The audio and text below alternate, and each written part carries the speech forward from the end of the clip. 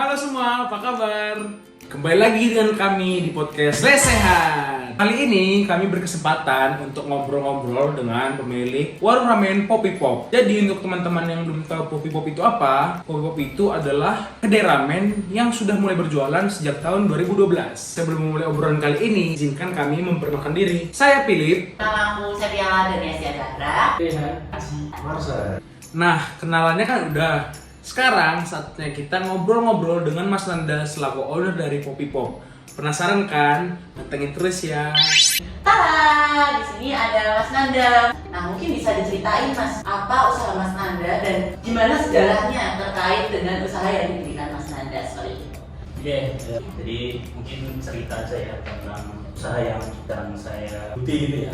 Jadi Poppy Pop sebuah kedai ini tahun 2012 sebenarnya awalnya bukanya kaki 5 di daerah Nusuan. Di 2012 sendiri itu sebenarnya yang punya Poppy Pop itu bukan saya. Jadi saya ada partner gitu ya. Dan saya adalah tukang cuci piringnya. Setelah itu alhamdulillah saya belajar banyak di sana itu bisnis dan lain sebagainya sama teman saya. Jadi alhamdulillah setelah itu pasar positif dari gerobakan kaki 5 hingga di 2014 kalau nggak salah itu ada 5 cabang, 5 di Solo, satunya di Jogja. Ya terus alhamdulillah naik ya, segi ilmu, segi karir naik. Habis itu naik lagi jadi waiters, naik lagi jadi juru masak, naik lagi jadi kapten, naik lagi jadi SPV, naik lagi jadi manajer hingga di manajer area di tahun 2014. Kebetulan Pak Khairul sendiri juga punya bisnis lain ya. Akhirnya beliau dan teman-teman bikin yang namanya Kata Donatis, ada 4 orang gitu. Ya saya dikasih Poppy Popnya, jadi saya jadi CEO-nya di tahun 2015. Tahun 2015 saya 2 tahun memimpin qadarullah, memang semuanya bangkrut. Ya karena memang mismanagement, terus ada sayanya juga ilmunya kurang. Terus di 2017 saya nggak ngapa-ngapain selama 1 tahun, menanggung ratusan juta rupiah gitu ya, bangkrut. Setelah itu ya mulai berbenah diri lah di tahun 2017 ke 2018. Alhamdulillah setelah itu saya jadi profesional, muter jadi manajer sama general manager di Resto Solo di tahun 2018. Alhamdulillah ada pengalaman sekitar 1,5 tahun gitu. Kebetulan resto-resto yang saya hadapi itu sama sebenarnya. Jadi adanya laporan keuangan yang memang itu secara keseluruhan gitu. Pokoknya kasnya banyak, tapi sebenarnya kan nggak tahu hutang-hutangnya seperti apa dan lain sebagainya gitu kan ya. Setelah itu ya alhamdulillah banyak yang saya pimpin ya di tahun 2018 itu dari minus sekitar 40-an juta, 30-an juta rupiah. Setelah saya memimpin itu bulan kedua, di bulan ketiga mulai ada peningkatan. Makanya nggak cuma memang baku ya, tapi memang untung secara merangsang gitu karena paham cara mainnya. Sebelumnya memang nggak paham sama sekali gitu ya tentang keuangan dan sebagainya. Salah satunya yang memang agak fundamental adalah biasanya owner itu nggak pun uang pribadi itu sama uang bisnis. Dan itu nggak boleh ya, karena yang bisnis itu mindsetnya memang harus investasi gitu. Jadi jangan sampai dicampur. Kalau bisnisnya bangkrut, kita yang dapat uangnya juga habis gitu. Ya alhamdulillah, terus ya banyak saya manage gitu, jadi positif dan kebetulan kita ketemu lagi sama Pak Produsen ya di tahun 2019. Kita kan sering ngobrol bareng, curhat bareng. Setelah itu kita dulu punya Instagram ya, Instagram kita buka gitu, itu chat itu ratusan. Kapan mau balik lagi gitu. Jadi banyak yang kangen, akhirnya jadi Bismillah ya. Bismillah, akhirnya ya saya yang dari Pak Cuci Piring itu sekarang jadi partneran. Maksudnya pemegang saham dari Poppy Pop berdua itu ya akhirnya di 2020 awal itu ya alhamdulillah lahirlah Poppy Pop yang ada di situ. Itu sejarah singkatnya terkait Poppy Pop guys. Seperti itu naik turun dari tahun 2012 terus tadi balik lagi ya Mas ya. Dan akhirnya alhamdulillah berjalan hingga sekarang. Kalau saat ini sendiri kedainya ada di Solo ada berapa Mas? Ya alhamdulillah baru 2. Oh baru 2, yang satu di Mojosongo, yang satu di Desa Dipuro dekat Semparan Gorka. Mungkin bisa dilanjutkan nih dari teman-teman. Ini Mas Marcel. Yang perlu kita kulik-kulik nih apa nih? Jadi sebenarnya kalau kita perhatiin itu dari Mas Nanda terutama di bagaimana dia pertama membangun Poppy Pop hingga akhirnya karena kesalahan manajemen menjadi bangkrut dan sebagainya itu kan tidak jauh dari permodalan dan sebagainya Mas. Nah itu pada awal mulanya kan tahun 2012 itu kan hanya sebuah kedai kecil ya, warung kecil itu. Lalu dalam jangka waktu 2 tahun bisa membuka hingga berarti 4 atau 5 cabang ya. Itu dari segi permodalan itu seperti apa Mas? Dan pada akhirnya karena ada satu dan lain hal jadi ada masalah keuangan, akhirnya bangkrut. Lalu akhirnya 2020 awal balik lagi itu kan itu partner sama Pak Khairul tadi ya. Itu dari segi permodalan seperti apa? Dan ditambahkan 2020 awal justru itu pandemi Mas. Nah itu dari sisi bisnisnya sendiri dari Poppy Pop itu seperti apa? Yang mau dijawab memang dulu nih, banyak pertanyaannya. Dari permodalan awal Jadi kalau ya kita ngomong yang Poppy yang dulu, permodalan awal itu sebenarnya lebih ke pinjam Mas. Pinjam itu pinjam ke saudara gitu. Kalau dari Pak Khairul sendiri ya, karena kan saya waktu itu masih pegawai. Jadi beliau itu pinjam ya sekitar 10 jutaan ya gitu. Ada satu orang itu yang alhamdulillah setelah itu mutar dari grup Bapak itu bisa mutar.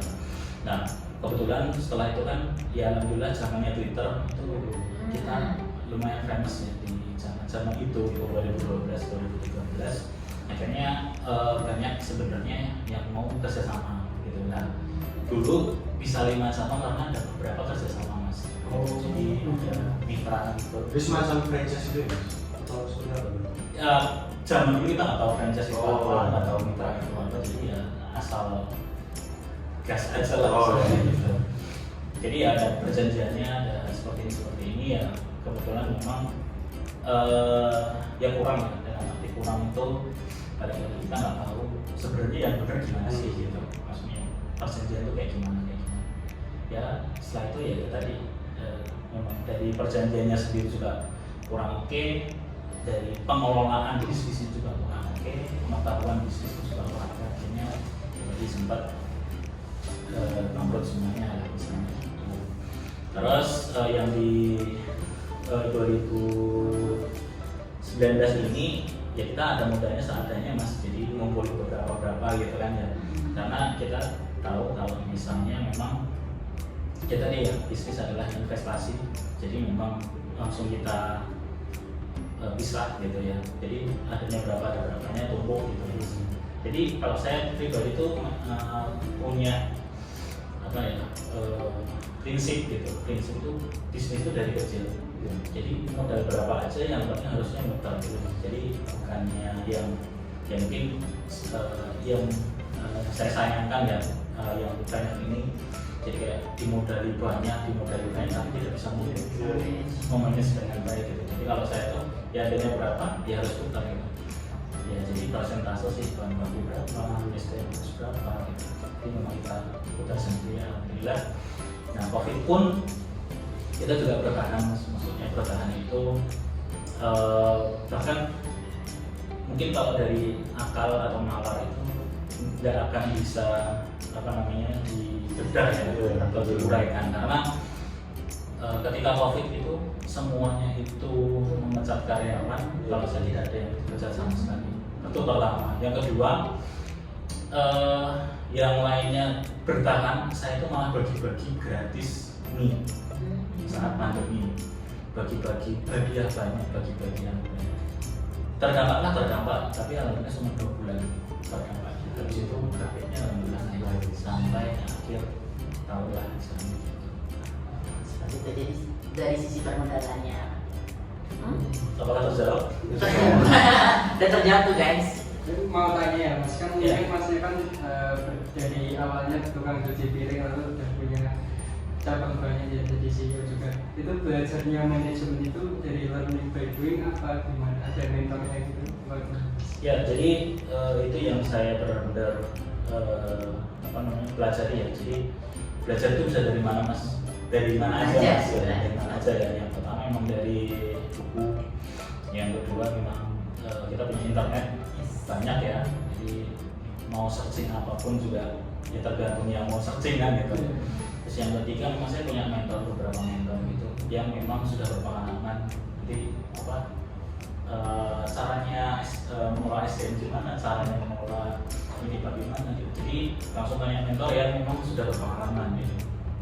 Terus kita juga saya juga sama tim juga upgrading walaupun itu nilainya besar, kita tetap saya spend buat saya sama tim itu untuk upgrading buat kayak puluhan juta dan lain sebagainya di Jakarta dan sebagainya. Kita ngegas ya kita gas gitu. Jadi itu sih yang bikin mungkin ya karena kan ya ilmu kan mahal ya gitu. Jadi ya insya Allah worth it lah, maksudnya sangat berguna. Karena balik lagi intinya investasi terbesar itu sebenarnya bukan di bisnis, tapi di kita sendiri. Betul banget sih. Dijawab ya? Terjawab dong pastinya. Terjawab. Ini saya mau tanya dari segi pemasaran ya Mas. Kan tadi sempat putus sebuah lagi tahun 2020 yang habis itu COVID. Nah mungkin Popipop tuh melakukan branding ulang atau promosinya gimana buat caranya bertahan di COVID itu gimana? Kalau branding ulang pasti ya, jadi dari 2012 sampai 2019 itu sangat berbeda jauh ya, karena kita mungkin ya salah satunya adalah belajar tadi. Jadi ininya kita bergerak itu dari target marketnya dulu gitu. Mereka needs-nya apa sih, pain-nya apa, problemnya apa, kita bisa ngasih solusinya atau tidak gitu. Ya alhamdulillah pas, maksudnya dari kita nemu dan lain sebagainya itu menjawab kekhawatiran dari target market kita gitu. Jadi ya mungkin memang yang dikulik adalah problem, pain sama kebutuhan dari target marketnya kita. Itu sih. Jadi semuanya disesuaikan ya. Jadi kayak warna, terus kayak tema, terus itu sesuai sama target market. Misalnya kita anak muda target marketnya ya, jadi warnanya yang warna anak muda seperti apa? Iya. Jadi menyesuaikan yang sekarang gitu ya, fleksibel gitu guys. Keren. Mengikuti tren. Zaman sekarang harus tren. Ya begini Mas, ngomong soal marketing atau pemasaran, kan balik lagi Popipop ataupun bisnis permian di Solo ya terutama. Yes, Kan udah betul. Banyak banget lah. Nah sebenarnya itu Popipop sendiri itu mungkin apa ya, pesaingnya itu atau mungkin market yang dituju itu ke arah mana sih? Kan soal kalau mie kan di Solo kan banyak sekali Mas. Jadi kita dari Popipop sendiri, dari Popipop sendiri itu untuk menyaingi ini ataukah untuk membuat terobosan baru dari segi mie yang inovasi mie dan sebagainya itu? yang ciri khasnya itu. Oke, jadi kalau Popipop dalam ciri khas ya sebenarnya dari dulu kan otentik. Jadi ciri khasnya itu ketika ke Popipop itu tidak ada yang lain. Jadi misalnya kalau kita ngomong contoh ramen gitu ya, Bu. Ya. Ramen itu kan dari Jepang. Jadi semua di ramen itu ada soyu ramen. Pasti semuanya ada soyu ramen. Tadi ramen A, B, C, D itu ada soyu ramen. Karena memang basicnya itu adalah di situ. Soyu itu ada tamago dan lain sebagainya. Tapi kalau Popipop itu kalau misalnya mau cari rasa yang seperti itu tuh nggak ada yang lain gitu. Jadi memang oke, jadi misalnya saya punya produk namanya hot chili yang bisa rasain hot chili cuma di Popipop. Dia lainnya itu nggak bisa. Bahkan kalau misalnya kita mie ayam, ya semuanya ada mie ayam gitu kan. Terus kita ngomong mie chili oil, semuanya sudah ada mie chili oil. Tapi berarti kalau di kita itu rasanya seperti itu yang mau yang ada cuma di kita doang. Berarti memang otentiknya dirasa ya Mas? Otentiknya dirasa. Oke, mungkin karena podcast kita ini singkat ya guys. Jadi untuk kedepannya mungkin ini sebagai pertanyaan terakhir ya Mas. Oke. Terus closing statement. Iya, nanti mungkin sekaligus closing statement benar banget. Untuk kedepannya itu apakah ada rencana untuk pengembangan dari bisnis Popipop sendiri? Terus apa ada mau fokus ke usaha lain, dan nanti mungkin ada closing statement dari Mas Nanda. Oke, jadi pengembangan usaha dan lain sebagainya sepertinya ya semuanya ingin berkembang ya, pasti ingin berkembang. Tapi gini, saya punya mindset itu bisnis itu sebenarnya kendaraan. Kendaraan untuk mencapai tujuan. Apapun kendaraannya, asalkan kita mencapai tujuan, ya akan kita lakukan. Jadi balik lagi mindset itu jangan sampai kita cinta sama brand. Jadi ketika misalnya katakanlah gini, bisnis atau brand itu seperti umur manusia, tidak ada yang tahu kapan matinya. Iya. Yang penting tadi kita punya skill, kita punya apa namanya kemampuan ya untuk kita sendiri itu untuk apapun bisnisnya ya insya Allah akan bisa gitu. Jadi saya sudah mempersiapkan itu seperti itu. Jadi nanti entah itu memang kopi-kopi yang berkembang ya alhamdulillah, ataupun akan buka bisnis lainnya kayaknya sama, maksudnya benang merahnya itu memang sama. Iya. Ya kalau misalnya kuliner, tapi tetap di kuliner ya, terus Di F&B ya, Mas. seperti itu terus gitu. Nah kalau closing statement Apa nih Mas? Pesan untuk kita mungkin yang ingin melakukan usaha baru gitu, Khususnya di F&B. yes betul. oke, jadi sebenarnya nggak khusus sama F&B ya. Tapi gini teman-teman, jadi ini sudah wanti-wanti juga saya untuk saya pribadi sama tim, bahkan ya juga ada beberapa mahasiswa juga seperti ini ya. Jadi di 2020 sampai 2050 itu adalah bonus demografi di Indonesia, betul ya? Yang which is itu dari 247 juta jiwa itu sekitar 200 juta atau 190 jutanya itu produktif, gitu ya. Apa yang terjadi ketika 197-nya ini produktif? Saingan kerja banyak. Setelah itu ketika kamu mau usaha pun saingannya banyak. Terus kalau mau ya apalagi ya teknologi sekarang itu sudah makin canggih. Saya di tahun 2012 itu pertama kali pakai Android, sampai di tahun 2020 kemarin itu 8 tahun ya, itu udah ada luar biasa perkembangannya gitu. Apalagi ini kita akan menghadapi 2050 yang itu berapa tahun lagi? 47 tahun lagi. Kita nggak tahu teknologi sampai mana. Nah, jadi balik lagi, entah memang mata pencaharian hidup kita semakin kurang atau gimana. Balik lagi, kalau kita gini-gini aja, kalau kita ngikutin arus, kalau kita ya udah deh, pasti ada jalannya gitu ya. Ya kamu nggak akan kalah sama 197 jutaan itu tadi, yang memang itu sudah melek gitu, yang sudah sadar gitu. Jadi saran saya memang jangan ikuti arus, jangan istilahnya apa ya, itulah nanti gampang gitu, gampangin sesuatu gitu ya. Tapi memang perlu di plan mulai dari sekarang. Tidak ada yang namanya terlambat, karena memang ya bisikan setan di mana-mana. Ya misalnya mau memulai sesuatu, saya pribadi juga mengalami Mas. Jadi ketika memulai sesuatu, kamu udah terlambat, kamu udah kayak gini, kamu udah tua dan lain sebagainya. Bahkan KFC pun kalau Sanders kan baru oke kan di tahun di umurnya 60-an tahun kan. Jadi balik lagi, mau tua maupun muda, mau keterbatasan apapun, balik lagi di minat pribadi sih sebenarnya. Oke. Itu guys. Jadi tidak ada yang terlambat. Pesannya tidak ada yang terlambat. Oke, jadi itu tadi bincang-bincang singkat kita terkait dengan bisnis dari Mas Nanda, yaitu Poppy Pop. Semoga usaha dari Mas Nanda Poppy Pop ini semakin sukses, semakin maju, semakin grow. Amin. Jangan lupa makan di Poppy Pop. Jangan lupa mampir. Oke, mungkin cukup itu podcast lesehan. See you lagi di podcast selanjutnya. Dadah. Nah, menarik kan obrolan di podcast lesson kali ini. Semoga obrolan tadi bisa bermanfaat bagi kita. Terima kasih, sampai jumpa.